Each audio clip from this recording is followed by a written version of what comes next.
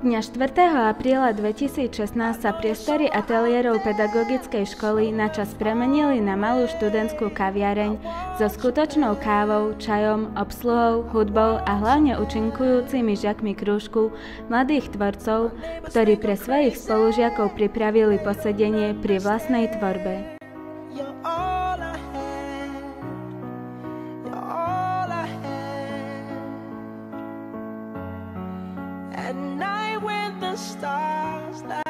Tu predstavovali časť vlastnej tvorby podľa svojho výberu, poéziu či prózu.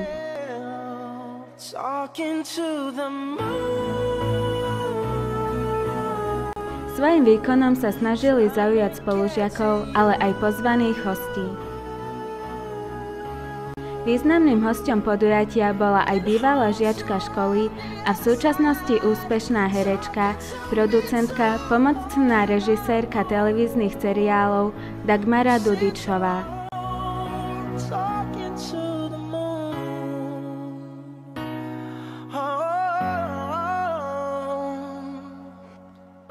I'm feeling like I'm famous, the talk of the town. They say I've gone mad, yeah, I've gone mad.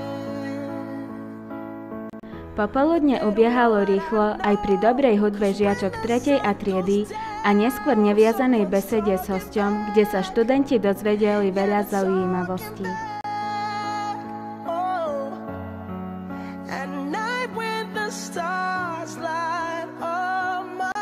Mladí recitátori si vyskúšali odrecitovanie vlastnej tvorby pred divákmi.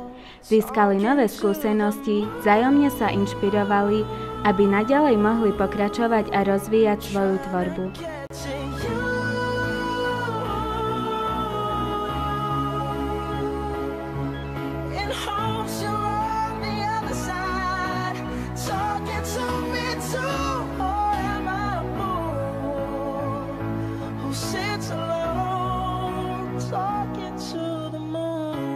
Veríme, že si z toho diváci aj účastníci zoberú len to najlepšie.